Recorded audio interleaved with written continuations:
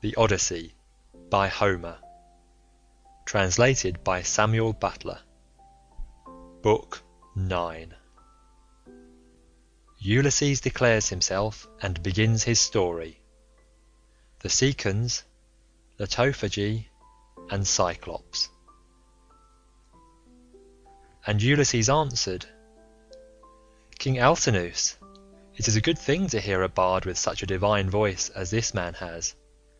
There is nothing better or more delightful than when a whole people make merry together, with the guests sitting orderly to listen, while the table is loaded with bread and meats, and the cup-bearer draws wine and fills his cup for every man.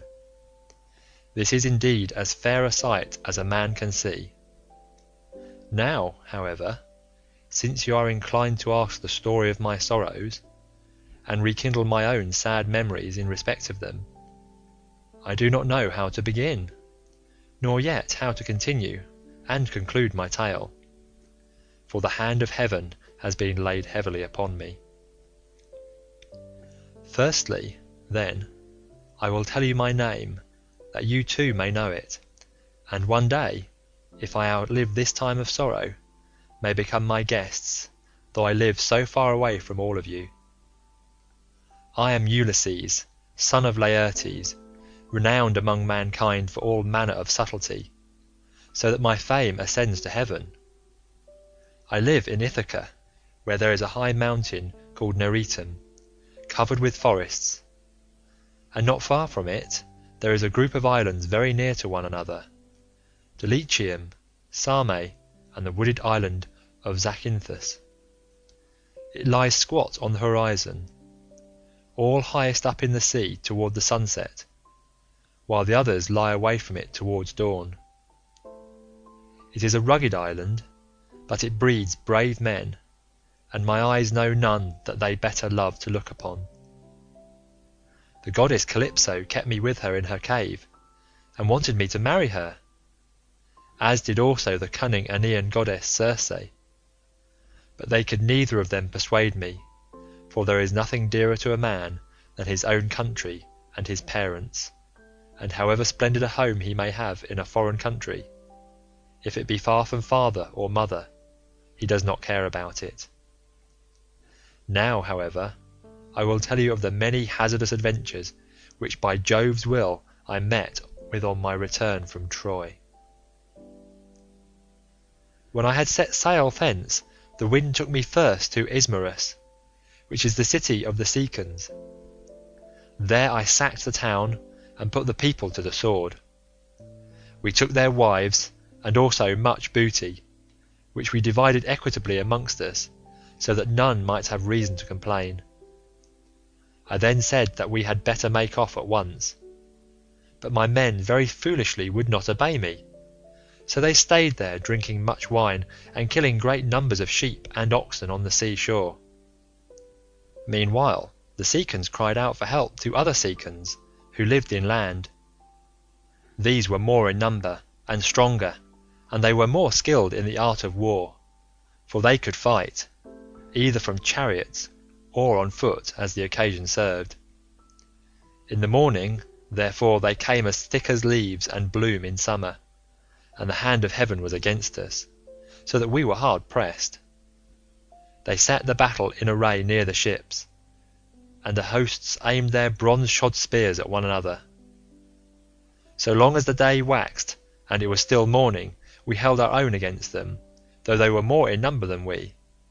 But as the sun went down towards the time when men lose their oxen, the Cicons got the better of us, and we lost 6 men from every ship we had, so we got away with those that were left. Thence we sailed onward with sorrow in our hearts, but glad to have escaped death, though we had lost our comrades. Nor did we leave till we had thrice invoked each one of the poor fellows who had perished by the hands of the Cicons. Then Jove raised the north wind against us, till it blew a hurricane, so that land and sky were hidden in thick clouds, and night sprang forth out of the heavens.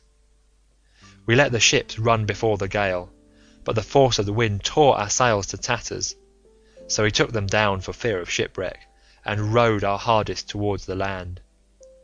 There we lay 2 days and 2 nights, suffering much alike from toil and distress of mind. But on the morning of the 3rd day we again raised our masts, set sail, and took our places, letting the wind and steersman direct our ship. I should have got home at that time unharmed, had not the north wind and the currents been against me, as I was doubling Cape Malea, and set me off my course hard by the island of Cythera. I was driven thence by foul winds for a space of 9 days upon the sea, but on the 10th day we reached the land of the lotus eaters, who live on a food that comes from a kind of flower. Here we landed to take in fresh water, and our crews got their midday meal on the shore near the ships. When they had eaten and drunk, I sent 2 of my company to see what manner of men the people of the place might be, and they had a 3rd man under them. They started at once, and went about among the lotus eaters, who did them no hurt, but gave them to eat of the lotus, which was so delicious that those who ate of it left off caring about home, and did not even want to go back and say what had happened to them, but were for staying and munching lotus with the lotus eaters, without thinking further of their return. Nevertheless, though they wept bitterly, I forced them back to the ships, and made them fast under the benches. Then I told the rest to go on board at once, lest any of them should taste of the lotus and leave off wanting to go home. So they took their places and smote the grey sea with their oars. We sailed hence, always in much distress, till we came to the land of the lawless and inhuman Cyclops. Now the Cyclops neither plant nor plough, but trust in Providence, and live on such wheat, barley, and grapes as grow wild, without any kind of tillage, and their wild grapes yield them wine as the sun and the rain may grow them. They have no laws, nor assemblies of the people, but live in caves on the tops of high mountains. Each is lord and master in his family, and they take no account of their neighbours. Now off their harbour there lies a wooded and fertile island, not quite close to the land of the Cyclops, but still not far. It is overrun with wild goats that breed there in great numbers, and are never disturbed by foot of man. For sportsmen, who as a rule will suffer so much hardship in forest or among mountain precipices, do not go there. Nor yet again is it ever ploughed or fed down, but it lies a wilderness untilled and unsown from year to year, and has no living thing upon it, but only goats. For the Cyclops have no ships, nor yet shipwrights who could make ships for them. They cannot therefore go from city to city, or sail over the sea to one another's country, as people who have ships can do. If they had had these, they would have colonized the island, for it is a very good one, and would yield everything in due season. There are meadows that in some places come right down to the seashore, well watered and full of luscious grass. Grapes would do there excellently. There is level land for ploughing, and it would always yield heavily at harvest time, for the soil is deep. There is a good harbour, where no cables are wanted, nor yet anchors, nor need a ship be moored, but all one has to do is to beach one's vessel, and stay there till the wind becomes fair for putting out to sea again. At the head of the harbour there is a spring of clear water coming out of a cave, and there are poplars growing all round it. Here we entered, but so dark was the night that some god must have brought us in, for there was nothing whatever to be seen. A thick mist hung all round our ships. The moon was hidden behind a mass of clouds, so that no one could have seen the island if he had looked for it. Nor were there any breakers to tell us we were close inshore before we found ourselves upon the land itself. When, however, we had beached the ships, we took down the sails, went ashore and camped upon the beach till daybreak. When the child of morning, rosy-fingered dawn, appeared, We admired the island and wandered all over it, while the nymphs, Jove's daughters, roused the wild goats that we might get some meat for our dinner. On this we fetched our spears and bows and arrows from the ships, and dividing ourselves into 3 bands, began to shoot the goats. Heaven sent us excellent sport. I had 12 ships with me, and each ship got 9 goats, while my own ship had 10. Thus, through the livelong day, to the going down of the sun, we ate and drank our fill, and we had plenty of wine left, for each one of us had taken many jars full when we sacked the city of the Cicons, and this had not yet run out. While we were feasting, we kept turning our eyes towards the land of the Cyclops, which was hard by, and saw the smoke of their stubble fires. We could almost fancy we heard their voices and the bleating of their sheep and goats, but when the sun went down and it came on dark, we camped down upon the beach, and next morning I called a council. "Stay here, my brave fellows," said I, "all the rest of you, while I go with my ship and exploit these people myself. I want to see if they are uncivilized savages or a hospitable and humane race." I went on board, bidding my men to do so also, and loosed the horses. So they took their places and smote the grey sea with their oars.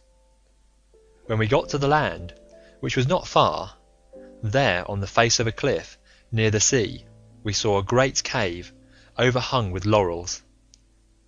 It was a station for a great many sheep and goats, and outside there was a large yard with a high wall round it made of stones built into the ground and of trees both pine and oak.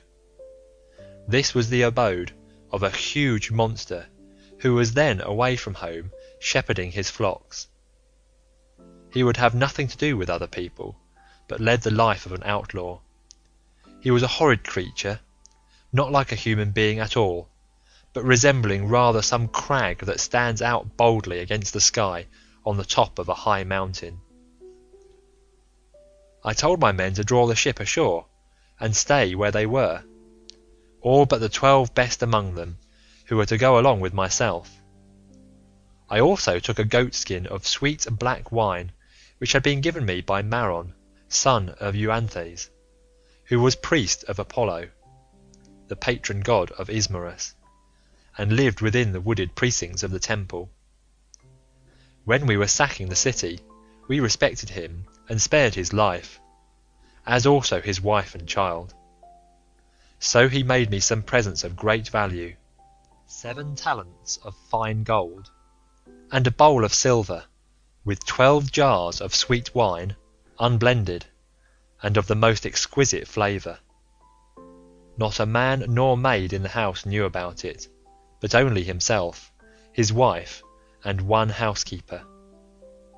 When he drank it, he mixed 20 parts of water to 1 of wine, and yet the fragrance from the mixing bowl was so exquisite that it was impossible to refrain from drinking. I filled a large skin with this wine, and took a wallet full of provisions with me, for my mind misgave me that I might have to deal with some savage who would be of great strength and would respect neither right nor law. We soon reached his cave, but he was out shepherding, so we went inside and took stock of all that we could see. His cheese racks were loaded with cheeses, and he had more lambs and kids than his pens could hold. They were kept in separate flocks. First there were the hoggets, then the oldest of the younger lambs, and lastly the very young ones, all kept apart from one another. As for his dairy, all the vessels, bowls, and milk pails into which he milked were swimming with whey. When they saw all this, my men begged me to let them first steal some cheeses, and make off with them to the ship. They would then return, drive down the lambs and kids, put them on board, and sail away with them. It would have been indeed better if we had done so, but I would not listen to them, for I wanted to see the owner himself, in the hope that he might give me a present. When, however, we saw him, my poor men found him ill to deal with. We lit a fire, offered some of the cheeses in sacrifice, ate others of them, and then sat waiting till the Cyclops should come in with his sheep. When he came, he brought in with him a huge load of dry firewood to light the fire for his supper, and this he flung with such a noise onto the floor of his cave that we hid ourselves for fear at the far end of the cavern. Meanwhile he drove all the ewes inside, as well as the she-goats that he was going to milk, leaving the males, both rams and he-goats, outside in the yards. Then he rolled a huge stone to the mouth of the cave, so huge that 22 strong 4-wheeled wagons could not be enough to draw it from its place against the doorway. When he had done so, he sat down and milked his ewes and goats, all in due course, and then he let each of them have her own young. He curdled half the milk and set it aside in wicker strainers, but the other half he poured into bowls that he might drink it for his supper. When he had got through with all his work, he lit the fire, and then caught sight of us, whereupon he said, "Strangers, who are you? Where do you sail from? Are you traders, or do you sail the sea as rovers, with your hands against every man, and every man's hand against you?" We were frightened out of our senses by his loud voice and monstrous form, but I managed to say, "We are Achaeans, on our way home from Troy, and by the will of Jove, and stress of weather, we have been driven far out of our course. We are the people of Agamemnon, son of Atreus, who has won infinite renown throughout the whole world, by sacking so great a city, and killing so many people. We therefore humbly pray you to show us some hospitality, and otherwise make us such presents as visitors may reasonably expect. May your excellency fear the wrath of heaven, for we are your suppliants, and Jove takes all respectable travellers under his protection, for he is the avenger of all suppliants and foreigners in distress." To this he gave me but a pitiless answer. "Stranger," said he, "you are a fool, or else you know nothing of this country. Talk to me, indeed, about fearing the gods or shunning their anger. We Cyclops do not care about Jove or any of your blessed gods, for we are ever so much stronger than they. I shall not spare either yourself or your companions out of any regard for Jove, unless I am in the humour for doing so. And now tell me where you made your ship fast when you came on shore. Was it round the point, or is she lying straight off the land?" He said this to draw me out, but I was too cunning to be caught in that way, so I answered with a lie. "Neptune," said I, "sent my ship onto the rocks at the far end of your country, and wrecked it. We were driven onto them from the open sea, but I and those who are with me escaped the jaws of death." The cruel wretch vouchsafed me not one word of answer, but with a sudden clutch he gripped up 2 of my men at once, and dashed them down upon the ground as though they had been puppies. Their brains were shed upon the ground, and the earth was wet with their blood. Then he tore them limb from limb, and supped upon them. He gobbled them up like a lion in the wilderness, flesh, bones, marrow, and entrails, without leaving anything uneaten. As for us, we wept, and lifted up our hands to heaven on seeing such a horrid sight, for we did not know what else to do. But when the Cyclops had filled his huge paunch, and had washed down his meal of human flesh with a drink of neat milk, he stretched himself full length upon the ground among his sheep, and went to sleep. I was at first inclined to seize my sword, draw it, and drive it into his vitals, but I reflected that if I did, we should all certainly be lost, for we should never be able to shift the stone which the monster had put in front of the door. So we stayed sobbing and sighing where we were till morning came. When the child of morning, rosy-fingered dawn, appeared, he again lit his fire, milked his goats and ewes, all quite rightly, and then let each have her own young. As soon as he had got through with all his work, he clutched up 2 more of my men, and began eating them for his morning's meal. Presently, with the utmost ease, he rolled the stone away from the door, and drove out his sheep. But he at once put it back again, as easily as though he were merely clapping the lid onto a quiver full of arrows. As soon as he had done so, he shouted and cried, "Shoo! Shoo!" after his sheep, to drive them onto the mountain. So I was left to scheme some way of taking my revenge, and covering myself with glory. In the end, I deemed it would be the best plan to do as follows. The Cyclops had a great club, which was lying near one of the sheep pens. It was of green olive wood, and he had cut it, intending it to use for a staff as soon as it should be dry. It was so huge that we could only compare it to the mast of a 20-oared merchant vessel of large burden, and able to venture out into open sea. I went up to this club and cut off about 6 feet of it. I then gave this piece to the men and told them to fine it evenly off at one end, which they proceeded to do, and lastly I brought it to a point myself, charring the end in the fire to make it harder. When I had done this, I hid it under dung, which was lying about all over the cave, and told the men to cast lots which of them should venture along with myself to lift it and bore it into the monster's eye while he was asleep.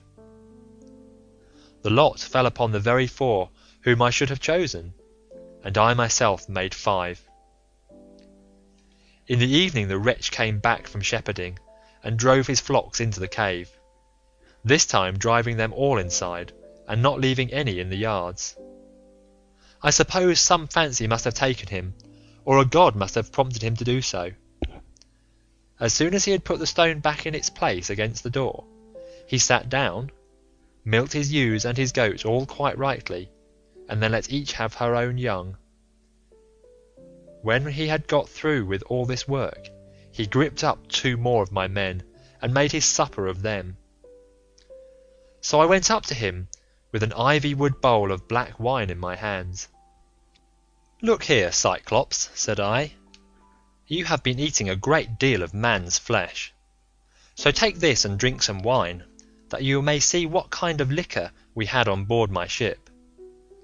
I was bringing it to you as a drink offering, in the hope that you would take compassion upon me and further me on my way home, whereas all you do is go on ramping and raving most intolerably. You ought to be ashamed of yourself. How can you expect people to come see you any more if you treat them in this way?" He then took the cup and drank. He was so delighted with the taste of the wine that he begged me for another bowlful. "Be so kind," he said, "as to give me some more, and tell me your name at once. I want to make you a present that you will be glad to have. We have wine even in this country, for our soil grows grapes, and the sun ripens them. But this drinks like nectar and ambrosia all in one." I then gave him some more. 3 times did I fill the bowl for him, and 3 times did he drain it without thought or heed. Then, when I saw that the wine had got into his head, I said to him as plausibly as I could, "Cyclops, you ask my name, and I will tell it to you. Give me, therefore, the present you promised me. My name is No Man. This is what my father and mother and my friends have always called me." But the cruel wretch said, "Then I will eat all No Man's comrades before No Man himself, and will keep No Man for the last. This is the present that I will make him." As he spoke he reeled, and fell sprawling face upwards on the ground. His great neck hung heavily backwards, and a deep sleep told upon him. Presently he turned sick, and threw up both wine and the gobbets of human flesh on which he had been gorging, for he was very drunk.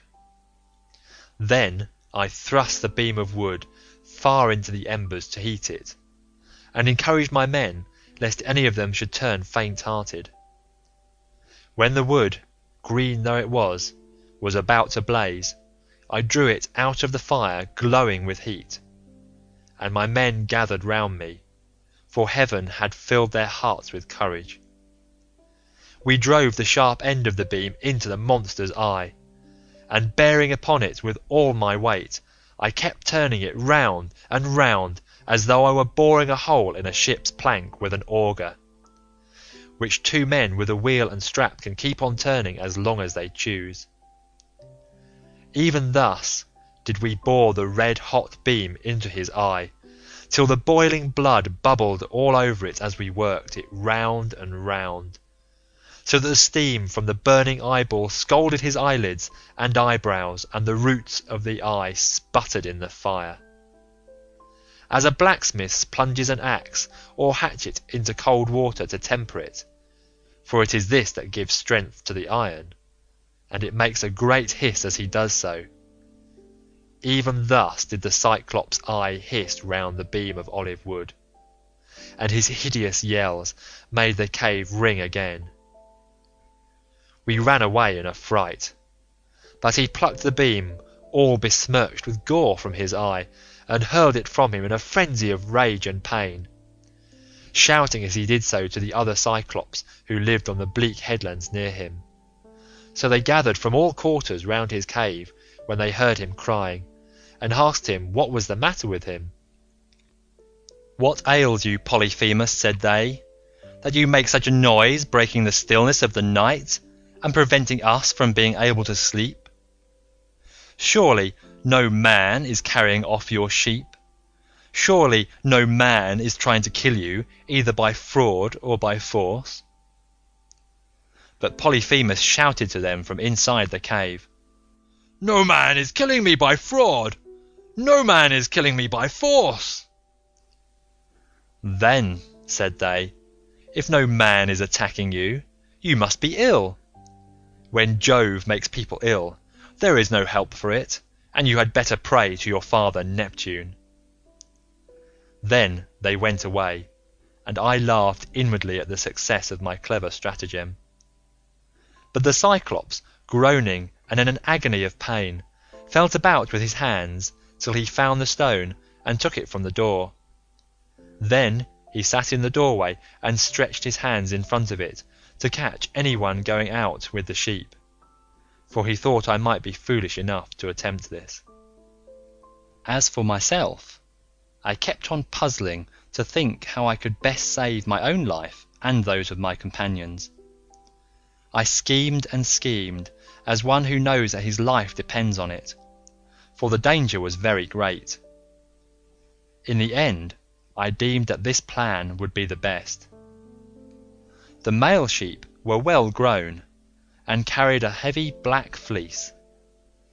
So I bound them noiselessly in 3s together, with some of the withies on which the wicked monster used to sleep. There was to be a man under the middle sheep, and the 2 on either side were to cover him, so that there were 3 sheep to each man. As for myself, there was a ram finer than any of the others, so I caught hold of him by the back, ensconced myself in the thick wool under his belly, and hung on patiently to his fleece, face upwards, keeping a firm hold on it all the time. Thus then did we wait in great fear of mind till morning came. But when the child of morning, rosy-fingered dawn, appeared, the male sheep hurried out to feed, while the ewes remained bleating about the pens, waiting to be milked, for their udders were full to bursting. But their master, in spite of all his pain, felt the backs of all the sheep as they stood upright, without being sharp enough to find out that the men were underneath their bellies. As the ram was going out, last of all, heavy with its fleeces, and with the weight of my crafty self, Polyphemus laid hold of it and said, "My good ram, what is it that makes you the last to leave my cave this morning? You are not wont to let the ewes go before you, but lead the mob with a run, whether to flowery mead or bubbling fountain, and are the first to come home again at night. But now you lag last of all. Is it because you know your master has lost his eye, and are sorry because that wicked No-Man and his horrid crew has got him down on his drink and blinded him? But I will have his life yet. If you could understand and talk, you would tell me where the wretch is hiding, and I would dash his brains upon the ground till they flew all over the cave. I should thus have some satisfaction for the harm this no good No-Man has done me." As he spoke, he drove the ram outside. But when we were a little way out from the cave and yards, I first got from under the ram's belly, and then freed my comrades. As for the sheep, which were very fat, by constantly heading them in the right direction, we managed to drive them down to the ship. The crew rejoiced greatly at seeing those of us who had escaped death, but wept for the others whom the Cyclops had killed. However, I made signs to them by nodding and frowning that they were to hush their crying, and told them to get all the sheep on board at once and put out to sea. So they went aboard, took their places, and smote the grey sea with their oars.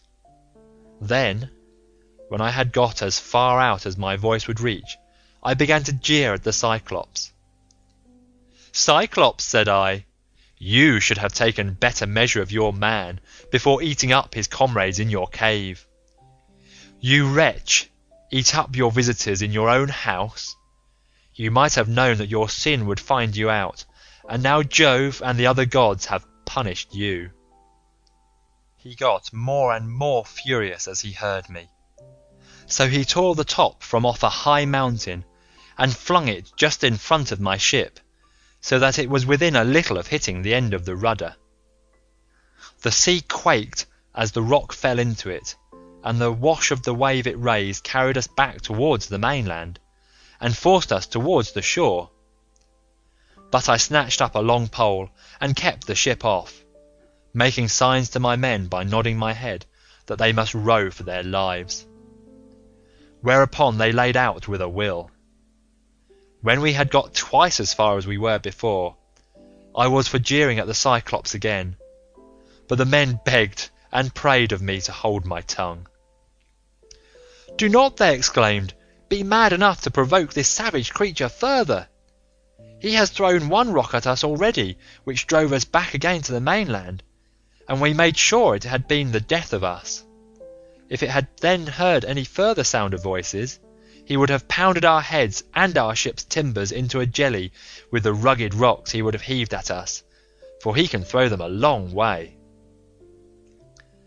But I would not listen to them, and shouted out to him in my rage, "Cyclops, if anyone asks you who it was that put out your eye and spoiled your beauty, say it was the valiant warrior Ulysses, son of Laertes, who lives in Ithaca."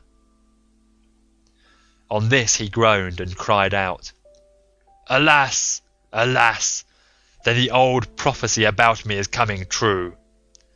There was a prophet here at one time, a man both brave and of great stature, Telemus, son of Eurymus, who was an excellent seer, and did all the prophesying for the Cyclops till he grew old. He told me that all this would happen to me some day, and said I should use my sight by the hand of Ulysses. I have been all along expecting someone of imposing presence and superhuman strength, whereas he turns out to be a little insignificant weakling who has managed to blind my eye by taking advantage of me in my drink. Come here then, Ulysses, that I may make you presents to show my hospitality, and urge Neptune to help you forward on your journey. For Neptune and I are father and son. He, if he so will, shall heal me, which no one else, neither god nor man, can do."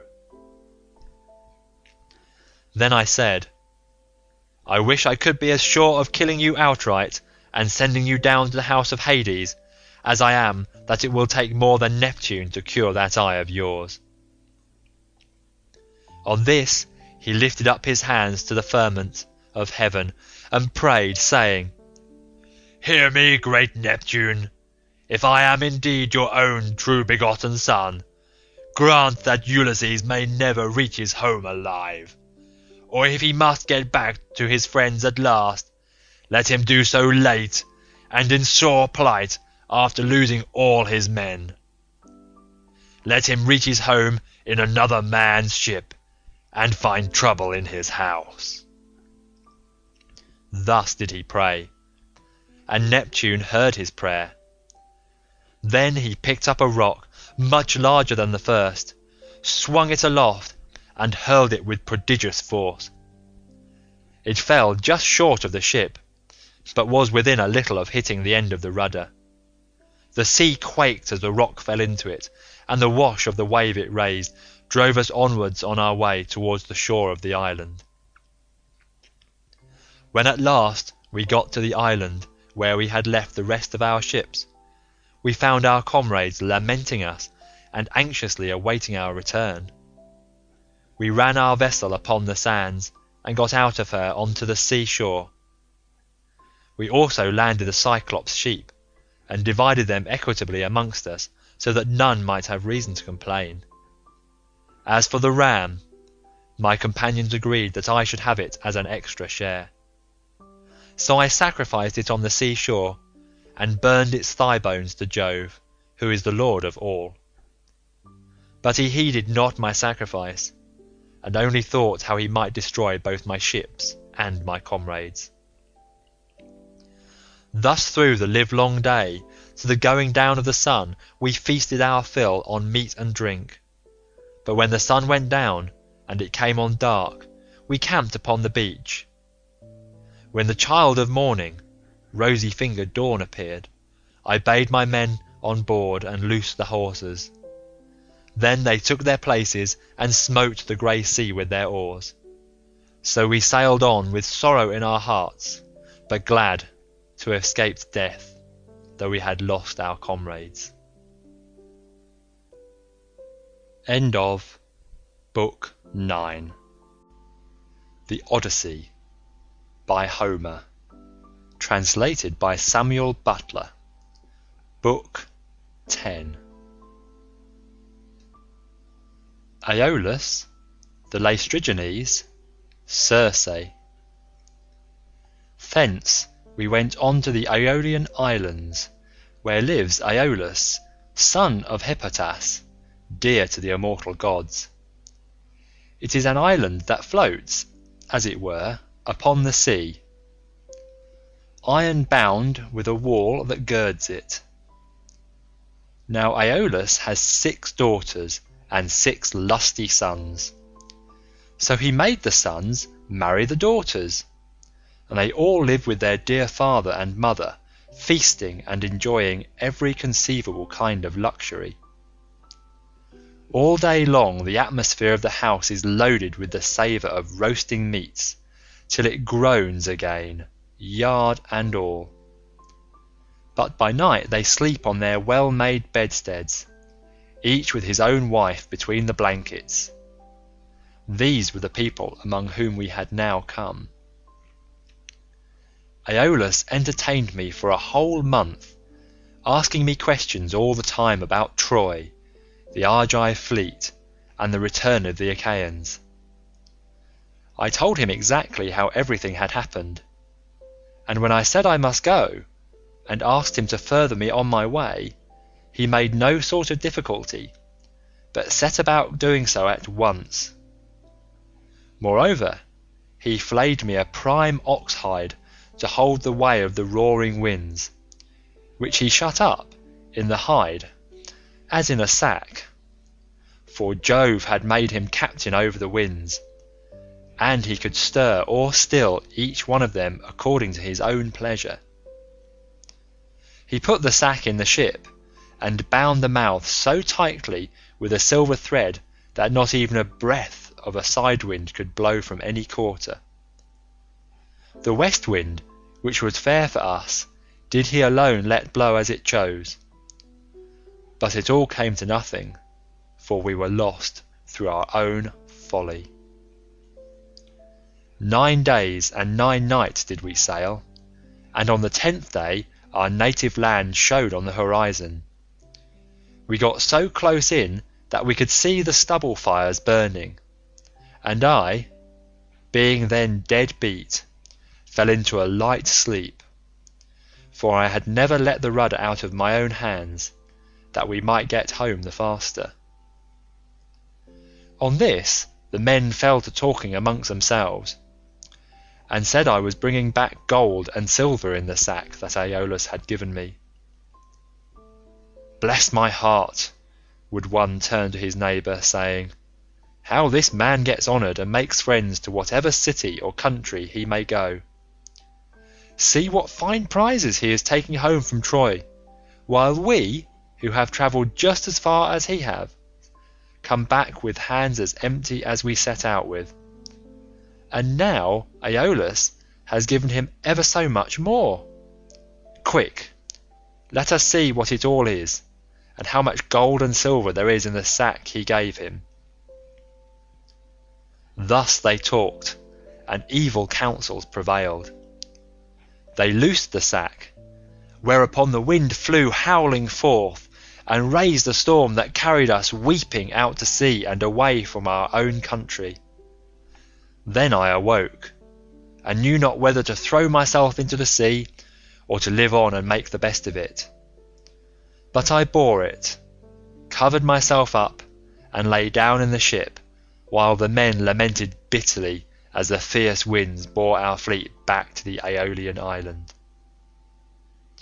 When we reached it, we went ashore to take in water, and dined hard by the ships. Immediately after dinner I took a herald and one of my men, and went straight to the house of Aeolus, where I found him feasting with his wife and family. So we sat down as suppliants on the threshold. They were astounded when they saw us, and said, Ulysses, what brings you here? What god has been ill-treating you? We took great pains to further you on your way home to Ithaca, or wherever it was that you wanted to go to. Thus did they speak, but I answered sorrowfully, my men have undone me, they and cruel sleep have ruined me. My friends, mend me this mischief, for you can if you will. I spoke as movingly as I could, but they said nothing, till their father answered, vilest of mankind, get you gone at once out of the islands. Him whom heaven hates will I in no wise help.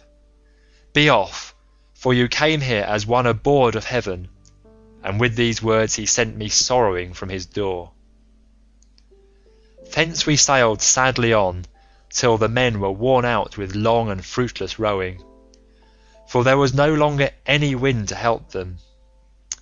6 days, night and day, did we toil, and on the 7th day we reached the rocky stronghold of Lamus, Telephilus, the city of Laestrygonians, where the shepherd, who is driving in his sheep and goats to be milked, salutes him who is driving out his flock to feed, and this last answers the salute. In that country a man who could do without sleep might earn double wages, one as a herdsman of cattle, and another as a shepherd, for they work much the same by night as they do by day. When we reached the harbour, we found it landlocked under steep cliffs, with a narrow entrance between 2 headlands. My captains took all their ships inside, and made them fast close to one another, for there was never so much as a breath of wind inside, but it was always dead calm. I kept my own ship outside and moored it to a rock at the very end of the point. Then I climbed a high rock to reconnoitre, but could see no sign neither of man nor cattle, only some smoke rising from the ground. So I sent 2 of my company with an attendant to find out what sort of people the inhabitants were. The men, when they got on shore, followed a level road by which the people draw their firewood from the mountains into the town, till presently they met a young woman who had come outside to fetch water, and who was daughter to a Laestrygonian named Antiphates.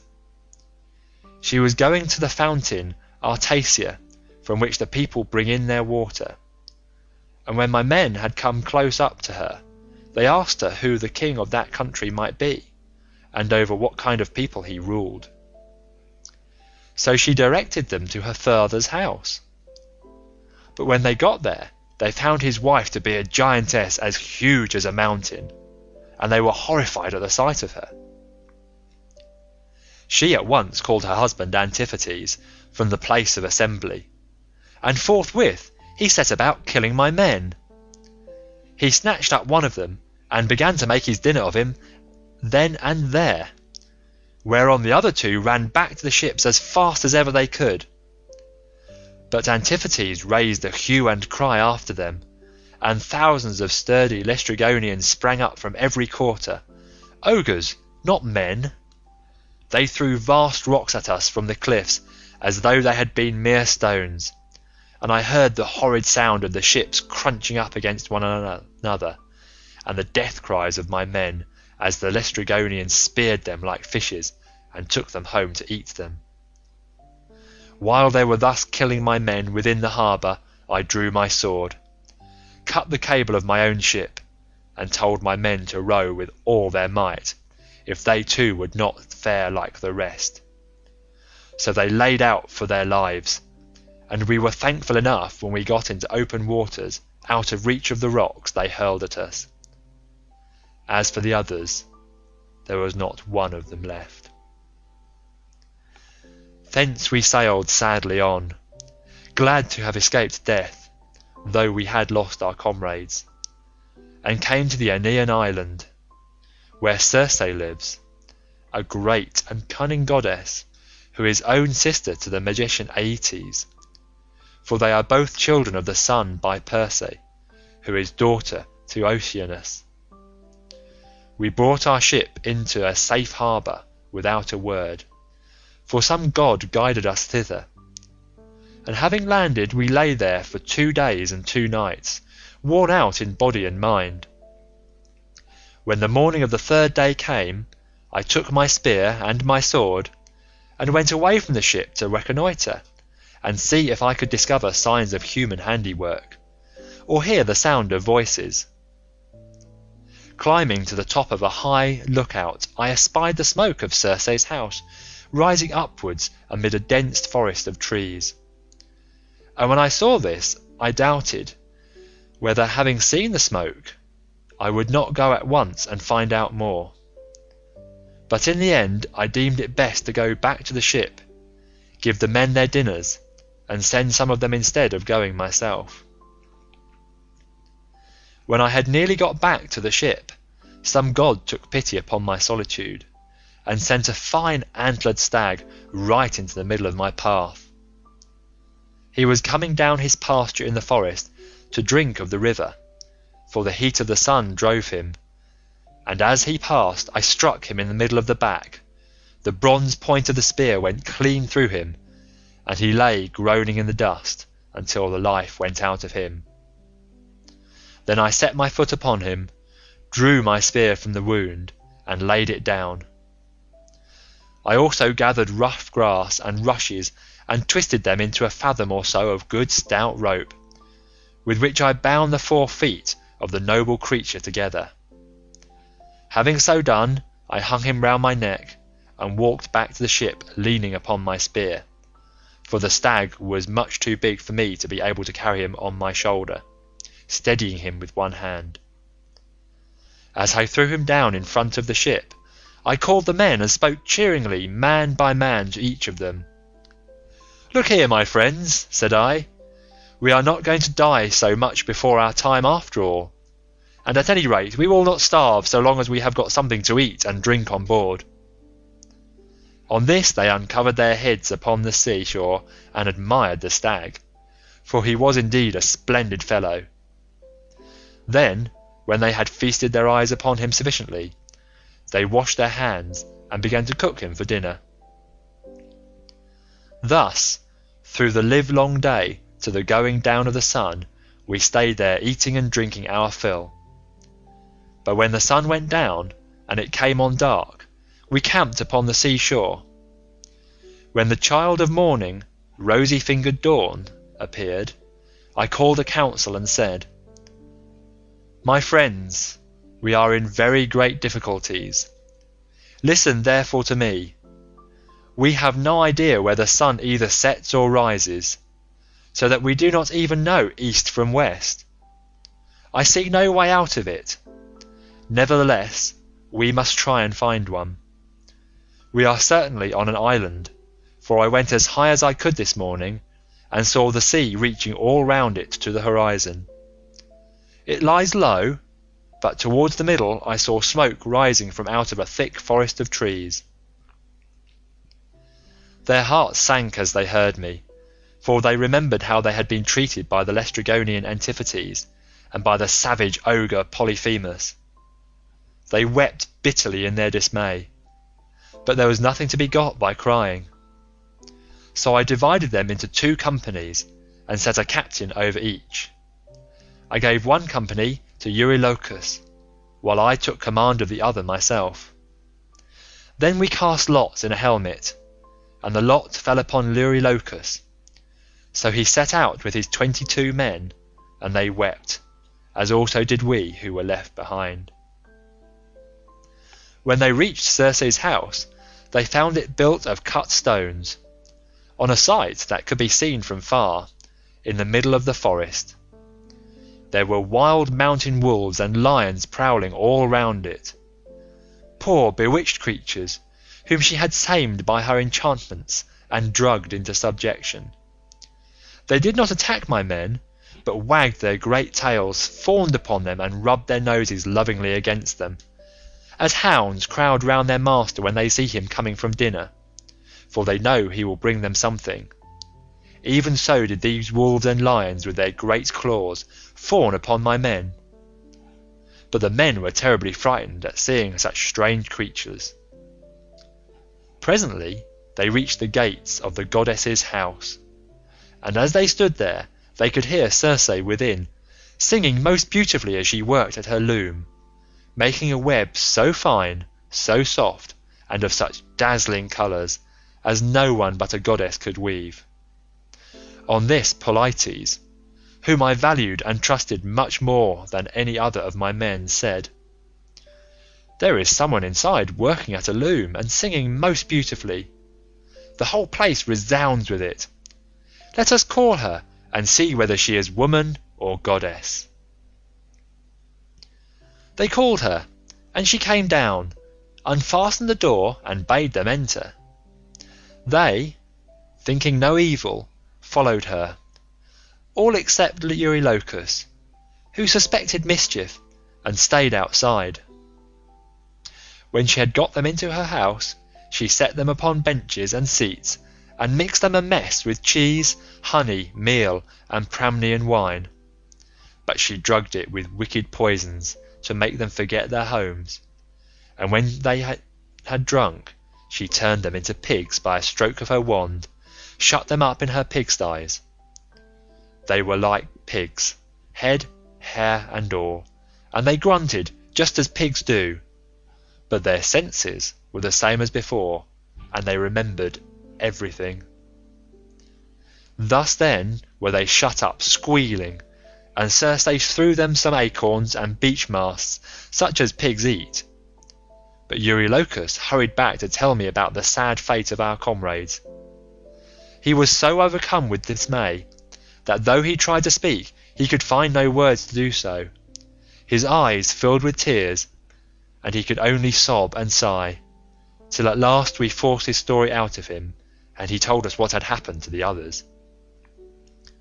"We went," said he, "as you told us, through the forest, and in the middle of it there was a fine house built with cut stones in a place that could be seen from far. There we found a woman, or else she was a goddess, working at her loom and singing sweetly. So the men shouted to her and called her, whereon she at once came down, opened the door and invited us in. The others did not suspect any mischief, so they followed her into the house, but I stayed where I was, for I thought there might be some treachery. From that moment I saw them no more, for not one of them ever came out, though I sat a long time watching for them. Then I took my sword of bronze and slung it over my shoulders. I also took my bow and told Eurylochus to come back with me and show me the way. But he laid hold of me with both his hands and spoke piteously, saying, 'Sir, do not force me to go with you, but let me stay here, for I know you will not bring one of them back with you, nor even return alive yourself. Let us rather see if we cannot escape, at any rate, with the few that are left us, for we may still save our lives.' 'Stay where you are then,' I answered, 'eating and drinking at the ship, but I must go, for I am most urgently bound to do so.' With this I left the ship and went up inland. When I got through the charmed grove and was near the great house of the enchantress Circe, I met Mercury with his golden wand, disguised as a young man in the heyday of his youth and beauty, with the down just coming upon his face. He came up to me and took my hand within his own, saying, 'My poor unhappy man, whither are you going over this mountain top, alone and without knowing the way? Your men are shut up in Circe's pigsties, like so many wild boars in their lairs. You surely do not fancy that you can set them free? I can tell you that you will never get back and will have to stay there with the rest of them. But never mind, I will protect you and get you out of your difficulty. Take this herb, which is one of great virtue, and keep it about you when you go to Circe's house. It will be a talisman to you against every kind of mischief. And I will tell you of all the wicked witchcraft that Circe will try to practice upon you. She will mix a mess for you to drink, and she will drug the meal with which she makes it, but she will not be able to charm you, for the virtue of the herb that I shall give you will prevent her spells from working. I will tell you all about it. When Circe strikes you with her wand, draw your sword and spring upon her as though you were going to kill her. She will then be frightened, and will desire you to go to bed with her. On this you must not point blank refuse her, for you want her to set your companions free, and to take good care also of yourself. But you must make her swear solemnly by all the blessed gods that she will plot no further mischief against you, or else when she has got you naked she will unman you and make you fit for nothing.' As he spoke, he pulled the herb out of the ground and showed me what it was like. The root was black, while the flower was as white as milk. The gods call it moly, and mortal men cannot uproot it, but the gods can do whatever they like.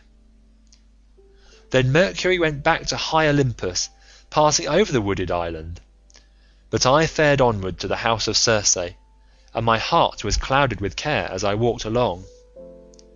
When I got to the gates I stood there and called the goddess, and as soon as she heard me she came down, opened the door and asked me to come in. So I followed her, much troubled in my mind. She set me on a richly decorated seat, inlaid with silver. There was a footstool also under my feet, and she mixed the mess in a golden goblet for me to drink, but she drugged it, for she meant me mischief. When she had given it me, and I had drunk it without its charming me, she struck me with her wand. 'There now,' she cried, 'be off to the pigsty and make your lair with the rest of them.' But I rushed at her with my sword drawn, as though I would kill her, whereupon she fell with a loud scream, clasped my knees and spoke piteously, saying, 'Who and whence are you? From what place and people have you come? How can it be that my drugs have no power to charm you? Never yet was a man able to stand so much as a taste of the herb I gave you. You must be spell-proof. Surely you can be none other than the bold hero Ulysses, who Mercury always said would come here some day with his ship while on his way home from Troy. So be it then. Sheath your sword and let us go to bed, that we may make friends and learn to trust each other. And I answered, Circe, how can you expect me to be friendly with you when you have just been turning all my men into pigs? And now that you have got me here myself, you mean me mischief when you ask me to go to bed with you, and will unman me and make me unfit for nothing. I shall certainly not consent to go to bed with you unless you will first take your solemn oath to plot no further harm against me. So she swore at once, as I had told her, and when she had completed her oath, then I went to bed with her. Meanwhile her 4 servants, who are her housemaids, set about their work. They are the children of the groves and fountains, and of the holy waters that run down into the sea. One of them spread a fair purple cloth over a seat, and laid a carpet underneath it. Another brought tables of silver up to the seats, and set them with baskets of gold. A third mixed some sweet wine with water in a silver bowl, and put golden cups upon the tables, while the 4th brought in water and set it to boil in a large cauldron over a good fire which she had lighted. When the water in the cauldron was boiling, she poured cold into it till it was just as I liked it, and then she set me in a bath and began washing me from the cauldron about the head and shoulders, to take the tire and stiffness out of my limbs.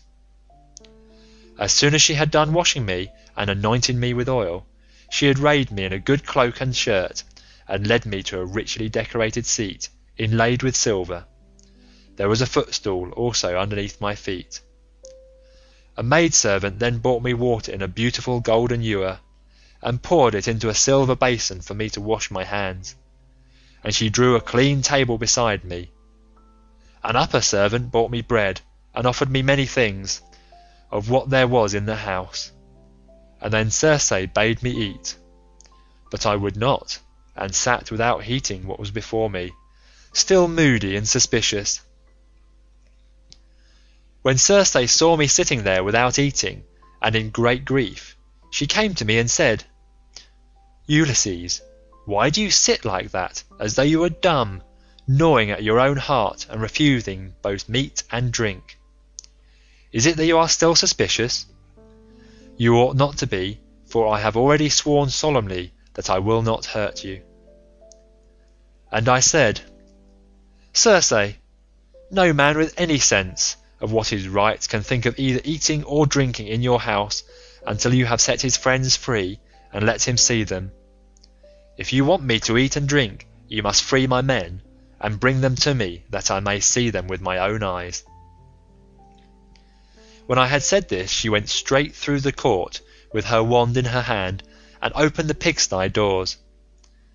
My men came out like so many prime hogs, and stood looking at her, but she went among them and anointed each with a second drug, whereupon the bristles that the bad drug had given them fell off, and they became men again, younger than they were before, and much taller and better looking.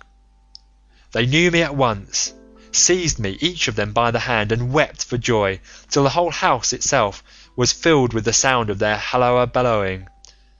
And Circe herself was so sorry for them that she came up to me and said, Ulysses, noble son of Laertes, go back at once to the sea where you have left your ship, and first draw it onto the land, then hide all your ship's gear and property in some cave, and come back here with your men. I agreed to this, so I went back to the sea shore, and found the men at the ship weeping and wailing most piteously. When they saw me, the silly blubbering fellows began frisking round me as calves break out and gambol round their mothers when they see them coming home to be milked after have been feeding all day, and the homestead resounds with their lowing. They seemed as glad to see me as though they had got back to their own rugged Ithaca, where they had been born and bred.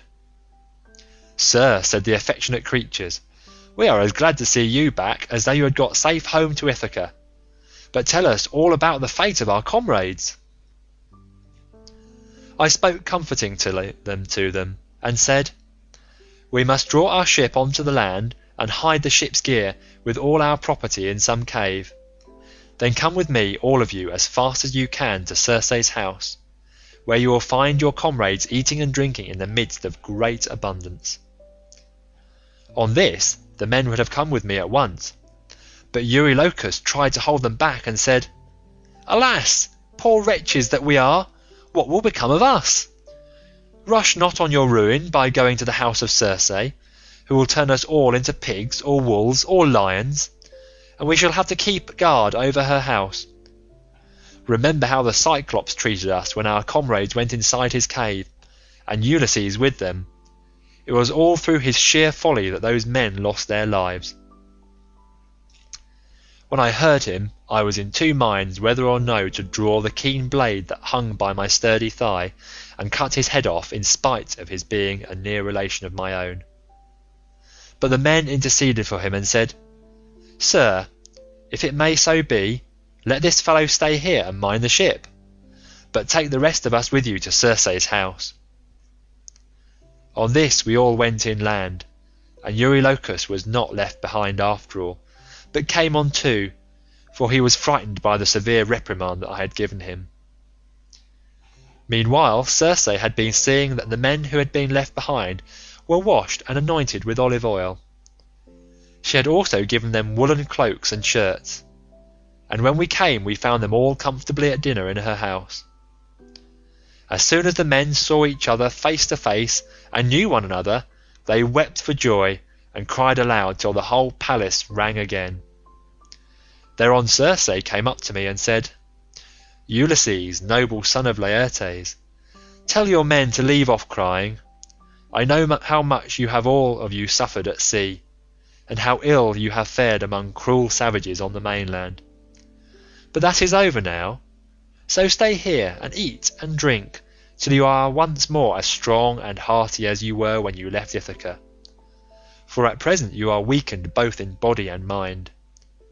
You keep all the time thinking of the hardships you have suffered during your travels, so that you have no more cheerfulness left in you." Thus did she speak, and we assented.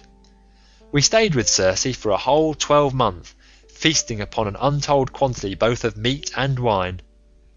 But when the year had passed in the waning of moons and the long days had come round, my men called me apart and said, "Sir, it is time you began to think about going home, if so be you are to be spared to see your house and native country at all." Thus did they speak, and I assented. Thereon, through the livelong day to the going down of the sun, we feasted our fill on meat and wine. But when the sun went down and it came on dark, the men laid themselves down to sleep in the covered cloisters. I, however, after I had got into bed with Circe, besought her by her knees, and the goddess listened to what I had got to say. "Circe," said I, "please to keep the promise you made me about furthering me on my homeward voyage. I want to get back, and so do my men. They are always pestering me with their complaints as soon as ever your back is turned." And the goddess answered, "Ulysses, noble son of Laertes, you shall none of you stay here any longer if you do not want to, but there is another journey which you have got to take before you can sail homewards. You must go to the house of Hades and of dead Proserpine to consult the ghost of the blind Theban prophet Tiresias, whose reason is still unshaken. To him alone has Proserpine left his understanding even in death, but the other ghosts flit about aimlessly." I was dismayed when I heard this. I sat up in bed and wept, and would gladly have lived no longer to see the light of the sun. But presently, when I was tired of weeping and tossing myself about, I said, "Who shall guide me upon this voyage? for the house of Hades is a port that no ship can reach." "You will want no guide," she answered. "Raise your mast, set your white sails, sit quite still, and the north wind will blow you there of itself. When your ship has traversed the waters of Oceanus, you will reach the fertile shore of Proserpine's country, with its groves of tall poplars and willows that shed their fruit untimely. Here beach your ship upon the shore of Oceanus, and go straight on to the dark abode of Hades. You will find it near the place where the rivers Pyriphlegethon and Cocytus, which is a branch of the river Styx, flow into Acheron, and you will see a rock near it, just where the two roaring rivers run into one another. When you have reached this spot, as I now tell you, dig a trench a cubit or so in length, breadth and depth, and pour into it as a drink offering to all the dead, first honey mixed with milk, then wine, and in the third place water, sprinkling white barley meal over the whole. Moreover, you must offer many prayers to the poor feeble ghosts, and promise them that when you get back to Ithaca you will sacrifice a barren heifer to them, the best you have, and will load the pyre with good things. More particularly, you must promise that Tiresias shall have a black sheep all to himself, and the finest in all your flocks. When you shall have thus besought the ghosts with your prayers, offer them a ram and a black ewe, bending their heads towards Erebus, but yourself turn away from them as though you would make towards the river. On this, many dead men's ghosts will come to you, and you must tell your men to skin the 2 sheep that you have just killed, and offer them as a burnt sacrifice, with prayers to Hades and to Proserpine. Then draw your sword and sit there, so as to prevent any other poor ghost from coming near the spilt blood before Tiresias shall have answered your questions. The seer will presently come to you, and will tell you about your voyage, what stages you are to make, and how you are to sail the sea so as to reach your home." It was daybreak by the time she had done speaking, so she dressed me in my shirt and cloak. As for herself, she threw a beautiful light gossamer fabric over her shoulders, fastening it with a golden girdle around her waist, and she covered her head with a mantle. Then I went about among the men everywhere all over the house, and spoke kindly to each of them, man by man. "You must not lie sleeping here any longer," said I to them. "We must be going, for Circe has told me all about it." And on this they did as I bade them. Even so, however, I did not get them away without misadventure. We had with us a certain youth named Elpenor, not very remarkable for sense or courage, who had got drunk and was lying on the housetop away from the rest of the men, to sleep off his liquor in the cool. When he heard the noise of the men bustling about, he jumped up on a sudden and forgot all about coming down by the main staircase, so he tumbled right off the roof and broke his neck, and his soul went down to the house of Hades. When I had got the men together, I said to them, "You think you are about to start home again, but Circe has explained to me that instead of this, we have got to go to the house of Hades and Proserpine to consult the ghost of the Theban prophet Tiresias."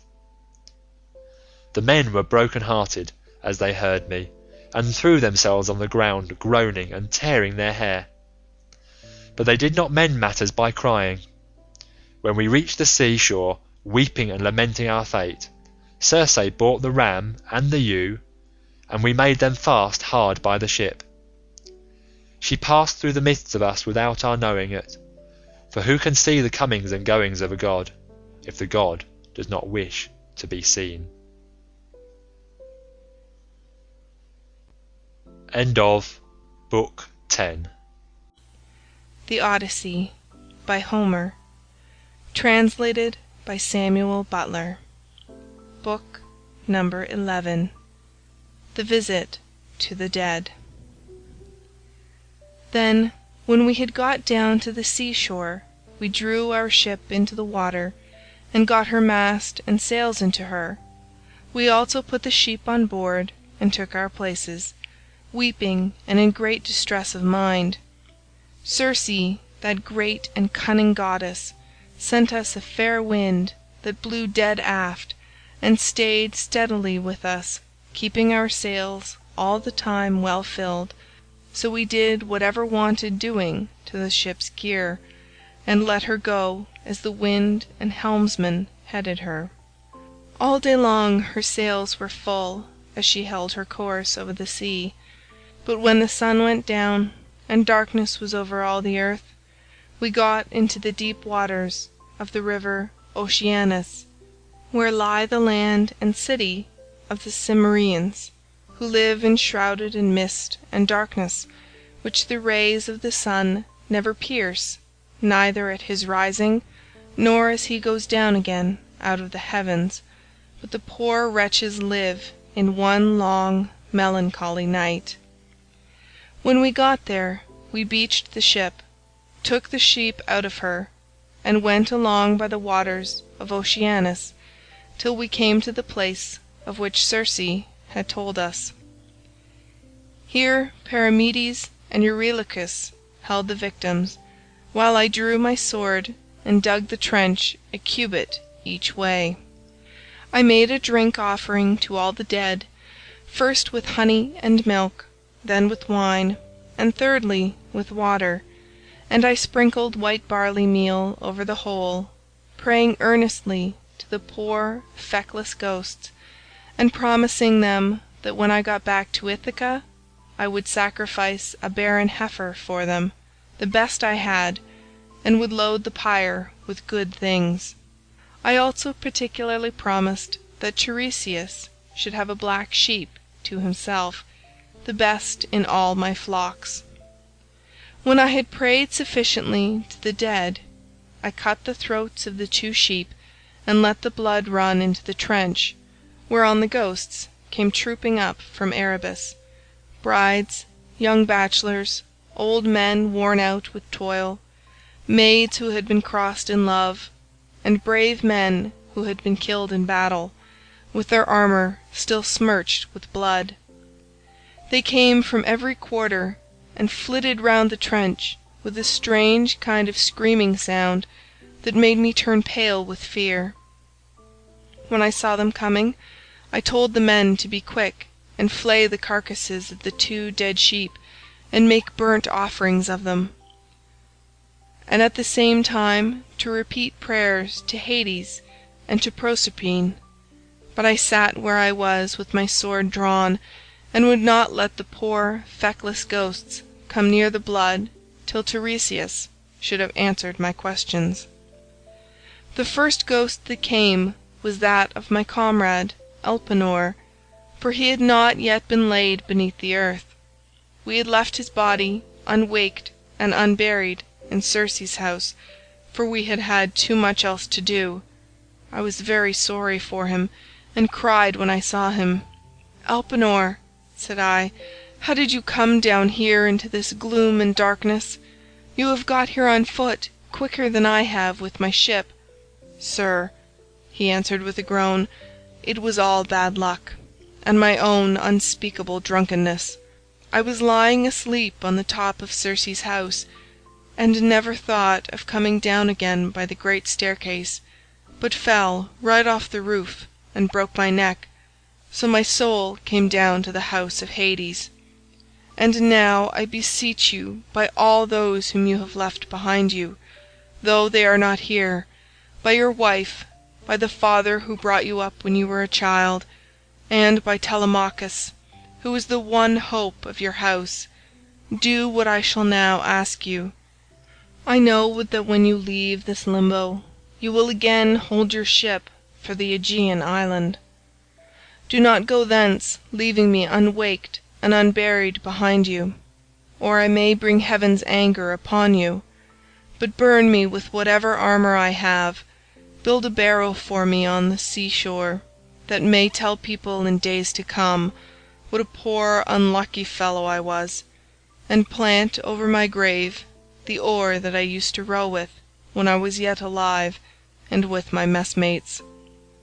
And I said, "My poor fellow, I will do all that you have asked of me." Thus then did we sit and hold sad talk with one another, I on the one side of the trench with my sword held over the blood, and the ghost of my comrade saying all this to me from the other side. Then came the ghost of my dead mother Anticlea, daughter of Autolycus.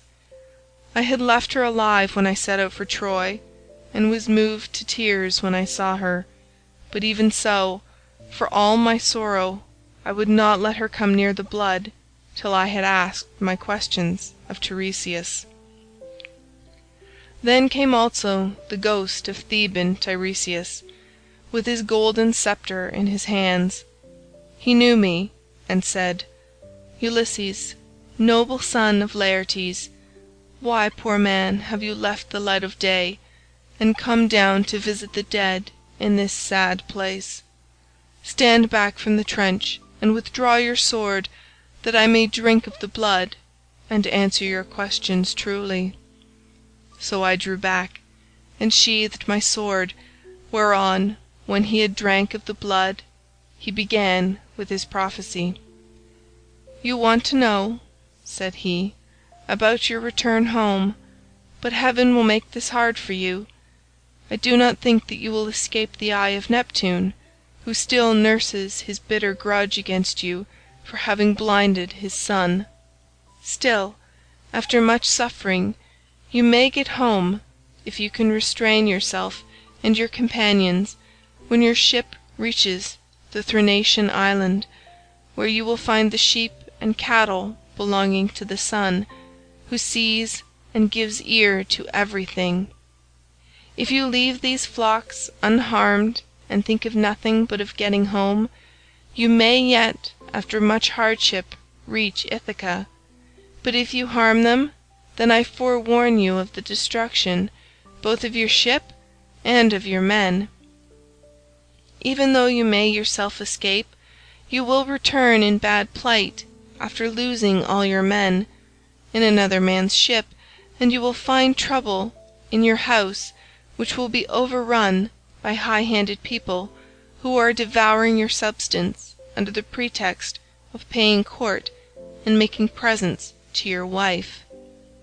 When you get home you will take your revenge on these suitors, and after you have killed them by force or fraud in your own house, you must take a well-made oar and carry it on and on, till you come to a country where the people have never heard of the sea and do not even mix salt with their food, nor do they know anything about ships and oars that are as the wings of a ship.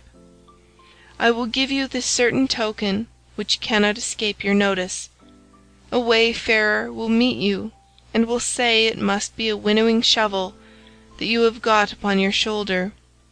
On this you must fix the oar in the ground and sacrifice a ram, a bull, and a boar to Neptune. Then go home and offer hecatombs to all the gods in heaven, one after the other. As for yourself, death shall come to you from the sea, and your life shall ebb away very gently when you are full of years and peace of mind, and your people shall bless you. All that I have said will come true." "This," I answered, "must be as it may please heaven, but tell me, and tell me, and tell me true. I see my poor mother's ghost close by us. She is sitting by the blood without saying a word, and though I am her own son, she does not remember me and speak to me. Tell me, sir, how can I make her know me?" "That," said he, "I can soon do. Any ghost that you let taste of the blood will talk with you like a reasonable being, but if you do not let them have any blood, they will go away again." On this the ghost of Tiresias went back to the house of Hades, for his prophesyings had now been spoken, but I sat still where I was until my mother came up and tasted the blood. Then she knew me at once, and spoke fondly to me, saying, "My son, how did you come down to this abode of darkness while you are still alive? It is a hard thing for the living to see these places, for between us and them there are great and terrible waters, and there is Oceanus, which no man can cross on foot, but he must have a good ship to take him. Are you all this time trying to find your way home from Troy, and have you never yet got back to Ithaca, nor seen your wife in your own house?" "Mother," said I was forced to come here to consult the ghost of the Theban prophet Tiresias. I have never yet been near the Achaean land, nor set foot on my native country, and I have had nothing but one long series of misfortunes from the very first day that I set out with Agamemnon for Ilius, the land of noble steeds, to fight the Trojans. But tell me, and tell me true, in what way did you die? Did you have a long illness, or did heaven vouchsafe you a gentle, easy passage to eternity? Tell me also about my father, and the son whom I left behind me. Is my property still in their hands, or has some one else got hold of it? Who thinks that I shall not return to claim it? Tell me again what my wife intends doing, and in what mind she is. Does she live with my son and guard my estate securely, or has she made the best match she could, and married again?" My mother answered, "Your wife still remains in your house, but she is in great distress of mind, and spends her whole time in tears both night and day. No one as yet has got possession of your fine property, and Telemachus still holds your lands undisturbed. He has to entertain largely, as of course he must, considering his position as a magistrate, and how every one invites him. Your father remains at his old place in the country, and never goes near the town. He has no comfortable bed nor bedding. In the winter he sleeps on the floor in front of the fire with the men, and goes about all in rags, but in summer, when the warm weather comes on again, he lies out in the vineyard on a bed of vine leaves thrown anyhow upon the ground. He grieves continually about your never having come home, and suffers more and more as he grows older. As for my own end, it was in this wise. Heaven did not take me swiftly and painlessly in my own house, nor was I attacked by any illness such as those that generally wear people out and kill them, but my longing to know what you were doing, and the force of my affection for you, this it was that was the death of me." Then I tried to find some way of embracing my poor mother's ghost. Thrice I sprang towards her, and tried to clasp her in my arms, but each time she flitted from my embrace, as it were a dream or phantom, and being touched to the quick, I said to her, "Mother, why do you not stay still when I would embrace you?" If we could throw our arms around one another, we might find sad comfort in the sharing of our sorrows, even in the house of Hades. Does Proserpine want to lay a still further load of grief upon me by mocking me with a phantom only?" "My son," she answered, "most ill-fated of all mankind, it is not Proserpine that is beguiling you, but all people are like this when they are dead. The sinews no longer hold the flesh and bones together.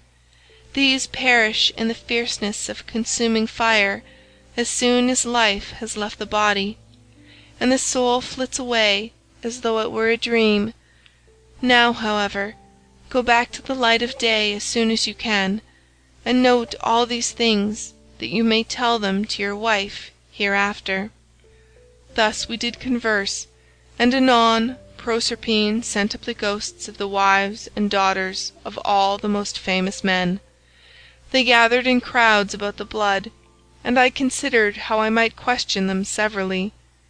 In the end I deemed that it would be best to draw the keen blade that hung by my sturdy thigh, and keep them from all drinking the blood at once. So they came up one after the other, and each one, as I questioned her, told me her race and lineage. The first I saw was Tyro. She was daughter of Salmoneus and wife of Cretheus, the son of Aeolus. She fell in love with the river Enipeus, who is much the most beautiful river in the whole world. Once, when she was taking a walk by his side, as usual, Neptune, disguised as her lover, lay with her at the mouth of the river, and a huge blue wave arched itself like a mountain over them, to hide both woman and god, whereon he loosed her virgin girdle, and laid her in a deep slumber. When the god had accomplished the deed of love, he took her hand in his own, and said, "Tyro, rejoice in all good will. The embraces of the gods are not fruitless, and you will have fine twins about this time 12 months. Take great care of them. I am Neptune, so now go home, but hold your tongue and do not tell anyone." Then he dived under the sea, and she in due course bore Peleus and Neleus, who both of them served Jove with all their might. Peleus was a great breeder of sheep and lived in Iolcus, but the other lived in Pylos. The rest of her children were by Cretheus, named Aeson, Phares, and Amithaon, who was a mighty warrior and charioteer. Next to her I saw Antiope, daughter to Asopus, who could boast of having slept in the arms of even Jove himself, and who bore him 2 sons, Amphion and Zethus. These founded Thebes with its 7 gates, and built a wall all round it, for strong though they were, they could not hold Thebes till they had walled it. Then I saw Alcmena, the wife of Amphitryon, who also bore to Jove indomitable Hercules, and Megara, who was daughter to great King Creon, and married the redoubtable son of Amphitryon. I also saw fair Epicaste, mother of King Oedipodes, whose awful lot it was to marry her own son without suspecting it. He married her after having killed his father, but the gods proclaimed the whole story to the world, whereon he remained king of Thebes, in great grief for the spite the gods had borne him. But Epicaste went to the house of the mighty jailer Hades, having hanged herself for grief, and the avenging spirits haunted him as for an outraged mother, to his ruing bitterly thereafter. Then I saw Chloris, whom Neleus married for her beauty, having given priceless presents for her. She was youngest daughter to Amphion, son of Iasus, and king of Minian Orchomenus, and was queen in Pylos. She bore Nestor, Chromius, and Periclymenus, and she also bore that marvellously lovely woman Pero, who was wooed by all the country round. But Neleus would only give her to him who should raid the cattle of Iphicles from the grazing grounds of Phylace, and this was a hard task. The only man who would undertake to raid them was a certain excellent seer. But the will of heaven was against him, for the rangers of the cattle caught him and put him in prison. Nevertheless, when a full year had passed, and the same season came round again, Iphicles set him at liberty, after he had expounded all the oracles of heaven. Thus, then, was the will of Jove accomplished. And I saw Leda, the wife of Tyndarus, who bore him 2 famous sons, Castor, breaker of horses, and Pollux, the mighty boxer. Both these heroes are lying under the earth, though they are still alive, for by a special dispensation by Jove they die and come to life again, each one of them every other day throughout all time, and they have the rank of gods. After her I saw Iphimedia, wife of Aloeus, who boasted the embrace of Neptune. She bore 2 sons, Otus and Ephialtes, but both were short-lived. They were the finest children that were ever born in this world, and the best-looking, Orion only excepted. For at 9 years old they were 9 fathoms high, and measured 9 cubits round the chest. They threatened to make war with the gods in Olympus, and tried to set Mount Ossa on the top of Mount Olympus, and Mount Pelion on the top of Ossa, that they might scale heaven itself, and they would have done it too, if they had been grown up, but Apollo, son of Leto, killed both of them before they had got so much as a sign of hair upon their cheeks or chin. Then I saw Phaedra, and Procris, and fair Ariadne, daughter of the magician Minos, whom Theseus was carrying off from Crete to Athens, but he did not enjoy her, for before he could do so, Diana killed her in the island of Dia, on account of what Bacchus had said against her. I also saw Mera and Clymene, and hateful Eriphyle, who sold her own husband for gold. But it would take me all night if I were to name every single one of the wives and daughters of heroes whom I saw, and it is time for me to go to bed, either on board ship with my crew, or here. As for my escort, heaven and yourselves will see to it." Here he ended, and the guests sat all of them enthralled and speechless throughout the covered cloister. Then Arete said to them, "What do you think of this man, O Phaeacians? Is he not tall and good-looking, and is he not clever? True, he is my own guest, but all of you share in the distinction. Do not be in a hurry to send him away, nor niggardly in the presents you'd make to one who is in such great need, for heaven has blessed all of you with great abundance." Then spoke the aged hero Echeneus, who was one of the oldest men among them. "My friends," said he, "what our august queen has just said to us is both reasonable and to the purpose, therefore be persuaded by it. But the decision, whether in word or deed, rests ultimately with King Alcinous." "The thing shall be done," exclaimed Alcinous, "as surely as I still live and reign over the Phaeacians. Our guest is indeed very anxious to get home. Still we must persuade him to remain with us until tomorrow, by which time I shall be able to get together the whole sum that I mean to give him. As regards his escort, it will be a matter for you all, and mine above all others, as the chief person among you." And Ulysses answered, "King Alcinous, if you were to bid me to stay here for a whole 12 months, and then speed me on my way, loaded with your noble gifts, I should obey you gladly, and it would redound greatly to my advantage, for I should return fuller-handed to my own people, and should thus be more respected and more beloved by all who see me when I get back to Ithaca." "Ulysses," replied Alcinous, "not one of us who sees you has any idea that you are a charlatan or a swindler.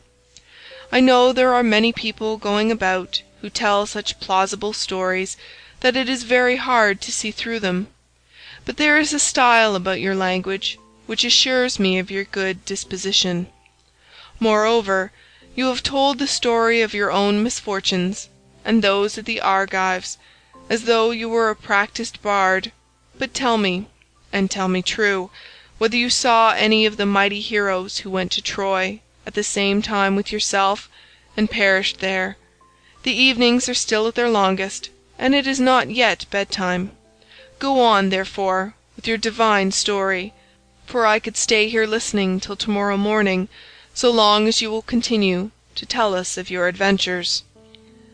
"Alcinous," answered Ulysses, "there is a time for making speeches, and a time for going to bed.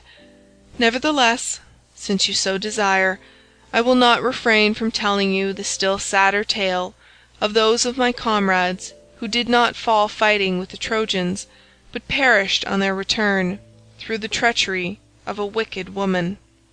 When Proserpine had dismissed the female ghosts in all directions, the ghost of Agamemnon, son of Atreus, came sadly up to me, surrounded by those who had perished with him in the house of Aegisthus. As soon as he had tasted the blood, he knew me, and weeping bitterly, stretched out his arms towards me to embrace me. But he had no strength nor substance any more, and I too wept and pitied him as I beheld him. "How did you come by your death?" said I. "King Agamemnon, did Neptune raise his winds and waves against you when you were at sea, or did your enemies make an end of you on the mainland, when you were cattle lifting or sheep stealing, or while they were fighting in defence of their wives and city?" "Ulysses," he answered, "noble son of Laertes, I was not lost at sea in any storm of Neptune's raising, nor did my foes dispatch me upon the mainland, but Aegisthus and my wicked wife were the death of me between them.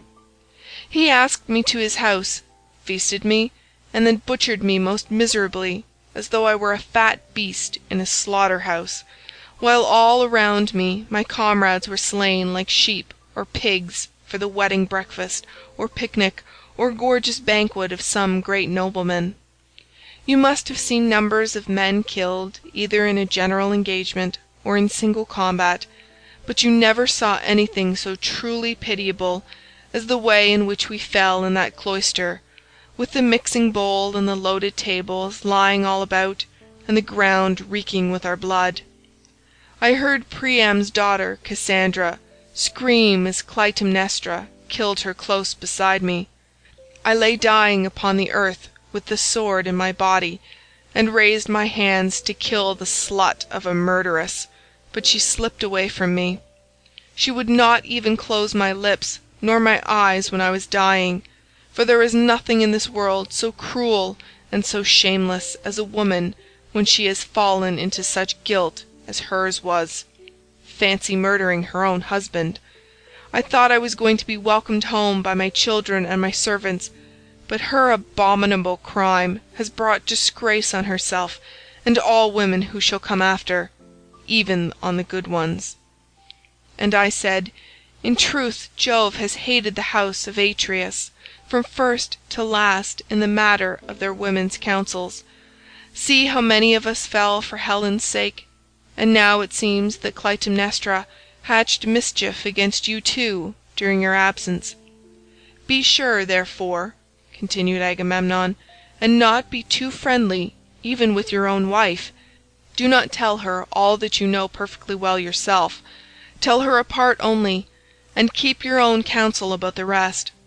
Not that your wife, Ulysses, is likely to murder you, for Penelope is a very admirable woman, and has an excellent nature.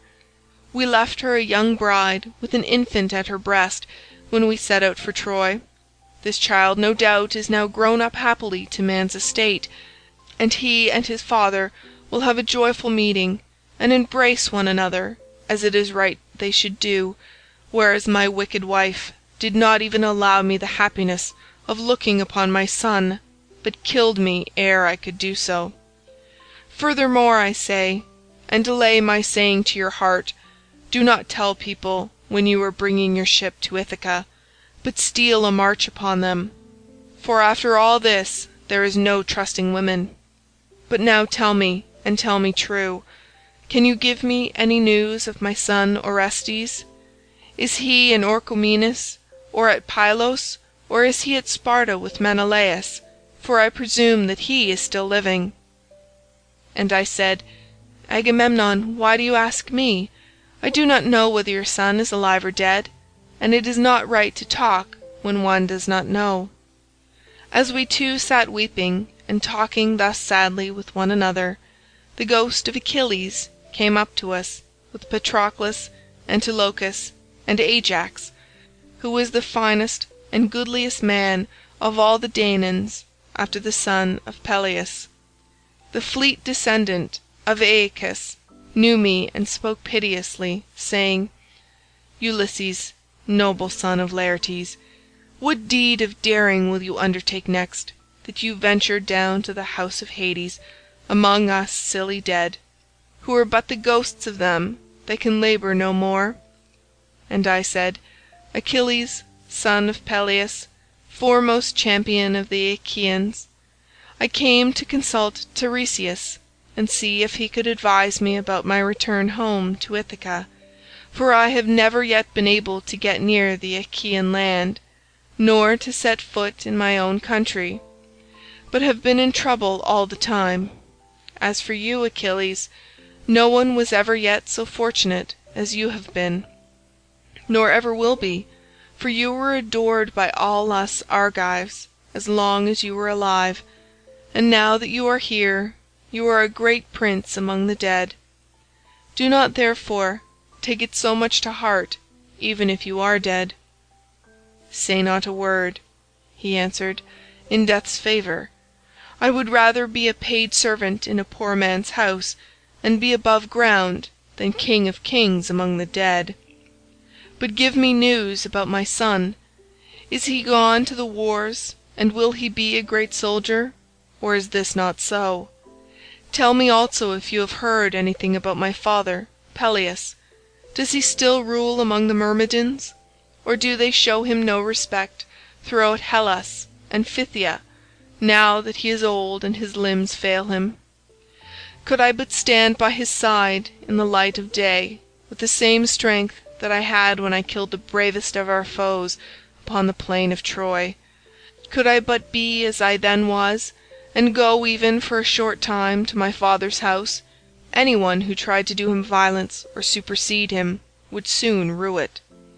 "I have heard nothing," I answered, "of Peleus, but I can tell you all about your son Neoptolemus, for I took him in my own ship from Scyros with the Achaeans. In our councils of war before Troy he was always first to speak, and his judgment was unerring. Nestor and I were the only two who could surpass him, and when it came to fighting on the plain of Troy, he would never remain with the body of his men, but would dash on far in front, foremost of them all in valour.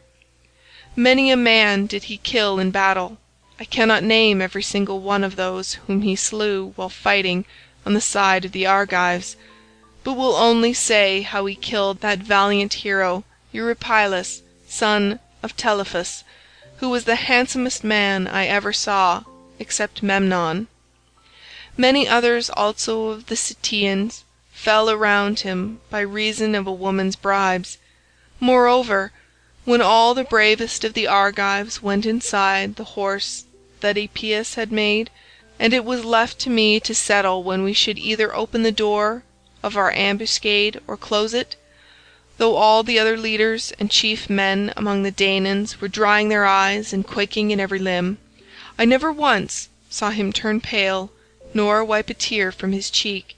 He was all the time urging me to break out from the horse, grasping the handle of his sword and his bronze-shod spear, and breathing fury against his foe. Yet when we had sacked the city of Priam, he got his handsome share of the prize money and went on board. Such is the fortune of war, without a wound upon him, neither from a thrown spear nor in close combat, for the rage of Mars is a matter of great chance." When I had told him this, the ghost of Achilles strode off across a meadow full of asphodel, exulting over what I had said concerning the prowess of his son. The ghosts of other dead men stood near me, and told me each his own melancholy tale, but that of Ajax, son of Telamon, alone held aloof, still angry with me for having won the cause in our dispute about the armour of Achilles. Thetis had offered it as a prize, but the Trojan prisoners and Minerva were the judges. Would that I had never gained the day in such a contest, for it cost the life of Ajax, who was foremost of all the Danaans after the son of Peleus, alike in stature and prowess. When I saw him I tried to pacify him, and said, "Ajax, will you not forget and forgive even in death? But must the judgment about that hateful armour still rankle with you? It cost us Argives dear enough to lose such a tower of strength as you were to us.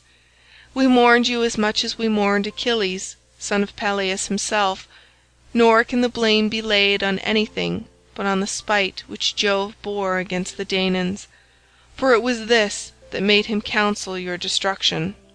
Come hither, therefore, bring your proud spirit into subjection, and hear what I can tell you." He would not answer, but turned away to Erebus and to the other ghosts. Nevertheless, I should have made him talk to me in spite of his being so angry, or I should have gone on talking to him, only that there were still others among the dead whom I desired to see. Then I saw Minos, son of Jove, with his golden sceptre in his hand, sitting in judgment on the dead, and the ghosts were gathered sitting and standing round him in the spacious house of Hades, to learn his sentences upon them. After him I saw huge Orion in a meadow full of asphodel, driving the ghosts of the wild beasts that he had killed upon the mountains, and he had a great bronze club in his hand, unbreakable for ever and ever. And I saw Tityus, son of Gaia, stretched upon the plain and covering some 9 acres of ground. 2 vultures on either side of him were digging their beaks into his liver, and he kept on trying to beat them off with his hands, but could not, for he had violated Jove's mistress Leto as she was going through Panopeus on her way to Pytho. I saw also the dreadful fate of Tantalus, who stood in a lake that reached his chin. He was dying to quench his thirst, but could never reach the water, for whenever the poor creature stooped to drink, it dried up and vanished, so that there was nothing but dry ground, parched by the spite of heaven. There were tall trees, moreover, that shed their fruit over his head, pears, pomegranates, apples, sweet figs and juicy olives, but whenever the poor creature stretched out his hand to take some, the wind tossed the branches back again to the clouds. And I saw Sisyphus at his endless task raising his prodigious stone with both his hands. With hands and feet he tried to roll it up to the top of the hill, but always, just before he could roll it over onto the other side, its weight would be too much for him, and the pitiless stone would come thundering down again onto the plain. Then he would begin trying to push it uphill again, and the sweat ran off him, and the steam rose after him. After him I saw the mighty Hercules, but it was his phantom only, for he is feasting ever with the immortal gods, and has lovely Hebe to wife, who is daughter of Jove and Juno. The ghosts were screaming round him like scared birds flying all whithers. He looked black as night, with his bare bow in his hands, and his arrow on the string, glaring around as though ever on the point of taking aim. About his breast there was a wondrous golden belt, adorned in the most marvellous fashion with bears, wild boars, and lions with gleaming eyes. There was also war, battle, and death. The man who made that belt, do what he might, would never be able to make another like it. Hercules knew me at once when he saw me, and spoke piteously, saying, "My poor Ulysses, noble son of Laertes, are you too leading the same sorry kind of life that I did when I was above ground? I was son of Jove, but I went through an infinity of suffering, for I became bondsman to one who was far beneath me, a low fellow who set me all manner of labours. He once sent me here to fetch the hellhound, for he did not think he could find anything harder for me than this, but I got the hound out of Hades and brought him to him, for Mercury and Minerva helped me." On this Hercules went down again into the house of Hades, but I stayed where I was in case some other of the mighty dead should come to me, and I should have seen still other of them that are gone before, whom I would fain have seen, Theseus, Pirithous, glorious children of the gods, but so many thousands of ghosts came round me, and uttered such appalling cries, that I was panic-stricken lest Proserpine should send up from the house of Hades the head of that awful monster Gorgon. On this I hastened back to my ship, and ordered my men to go on board at once and loose the hawsers. So they embarked and took their places, whereon the ship went down the stream of the river Oceanus. We had to row at first, but presently a fair wind sprang up. End of Book 11.